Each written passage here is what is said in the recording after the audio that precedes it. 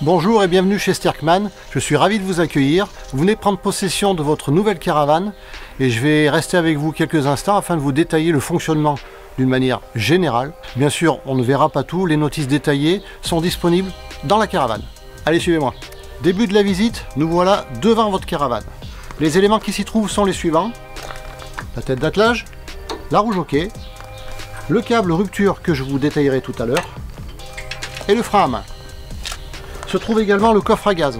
Pour l'ouvrir, on vous a remis une clé. Il faut savoir que cette clé ouvre toutes les serrures de votre caravane. Bien évidemment, un double vous a été remis. Allez, on ouvre. À l'intérieur de votre coffre va se trouver différents éléments. Vous allez avoir un réservoir d'eau usée à mettre en place sous la caravane. Je vais vous montrer comment ça marche. La manivelle spécifique pour le serrage des roues et pour la mise en place des stabilisateurs.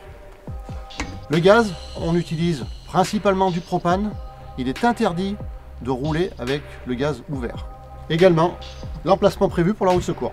Petite astuce pour fermer l'ensemble des verrous de la caravane, vous positionnez la clé, vous tournez et vous poussez.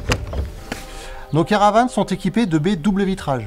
Nous vous recommandons pour l'entretien d'utiliser des produits type savon noir, évitez totalement les produits à base d'alcool. Également sur le côté, des trappes d'accès, un pictogramme, un robinet, réservoir d'eau propre. Le raccordement électrique de votre caravane se fait via une prise P17 équipée d'un détrompeur afin de vous faciliter la manipulation et de la trappe d'accès spécifique à cet effet avec un petit éclair. Il suffit juste d'ouvrir et de brancher. Voilà, c'est fait. En ce qui concerne l'accès à la cassette WC, cela se fait par ici. L'accès au réservoir d'eau propre, remplissage de votre WC, se trouve ici. Alors la petite astuce est de faire couler très lentement. Comme ça, l'eau que vous voyez est chassée par l'eau qui arrive. On a toujours l'impression que ça va déborder, mais ce n'est pas le cas. Vous avez un petit niveau pour vous permettre de visualiser le niveau de l'eau. Très important, vous avez une petite poignée qu'il faut bien lever afin de sortir la cassette. Petite astuce, lorsque vous vidangez la cassette des toilettes, pensez bien à appuyer sur le bouton des vents. Sur certains WC, le remplissage du réservoir se fait par une trappe indépendante. La mise en place de votre caravane se fait à l'aide des stabilisateurs situés à l'avant et à l'arrière de la caravane. Deux à l'avant, deux à l'arrière. Utilisez la manivelle fournie dans le coffre. Une fois cette opération réalisée, il ne vous reste plus qu'à positionner le réservoir d'eau usée sous l'écoulement prévu à cet effet, généralement à l'arrière de la caravane. Et voilà, notre petit tour extérieur se termine. Allons voir ce qui se passe à l'intérieur. Suivez-moi. Une fois à l'intérieur et la prise P17 branchée, assurez-vous que le module 230 spécifique pour cette utilisation situé dans la penderie de votre caravane soit bien en position haute.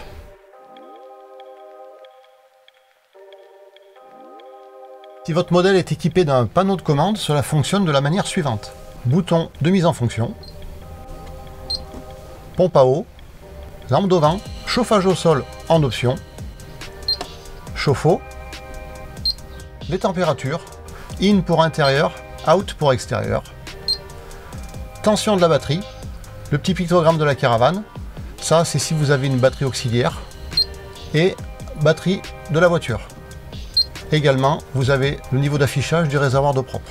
Tout comme l'électricité, les équipements fonctionnant au gaz disposent de leur propre vanne de sécurité, généralement située non loin de l'équipement. Pour la mise en fonction, il vous suffit simplement de tourner le bouton rotatif du gaz, sélectionner, et appuyer directement sur le piézoélectrique. Dans le cas où votre plaque cuisson n'est pas équipée d'un piézoélectrique, vous pouvez utiliser également ce type d'appareil. Bien évidemment, votre plaque est équipée d'un système de sécurité. Si jamais la flamme venait à se couper, le gaz se coupe également automatiquement. La mise en fonction de votre chauffage se fait via ce bouton. Il suffit de tourner le thermostat au maximum et d'appuyer jusqu'à ce que vous entendiez le piezo. Une fois que la flamme démarre, vous pouvez le vérifier par la petite fenêtre ici. Tenez appuyé 5 secondes et relâchez. Si votre modèle est équipé d'un système d'air pulsé, la mise en fonction se fait de deux façons. Soit en automatique, soit en manuel. Et vous pouvez varier la quantité d'air désirée avec le thermostat. Ce modèle est équipé d'un frigo 150 litres fonctionnant en 12 volts. Pour procéder à l'ouverture, on tourne le verrou, on tire. La mise en fonction se fait via le petit bouton rotatif placé sur le côté. Et lorsque vous fermez, petite astuce, écoutez bien le bruit. Certains modèles de caravane sont équipés de frigos Trimix dits à absorption. Comprenez par là fonctionnement aux 3 énergies, 230 volts, 12 volts et gaz.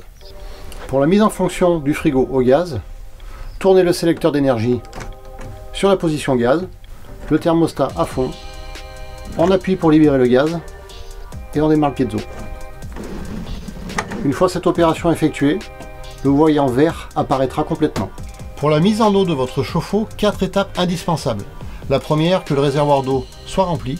La deuxième, pensez à bien vérifier que les 2 soupapes de vidange soient correctement fermées. La troisième, on procède au vide d'air des tuyaux. Pour cela, on ouvre les robinets position eau chaude. Et la dernière étape est la mise sous tension de l'appareil, soit par le panneau de commande, soit par le bouton situé non loin du chauffe-eau. Les lanterneaux sont équipés d'un système de sécurité afin d'assurer le verrouillage lors du roulage. 2 points essentiels concernant votre caravane.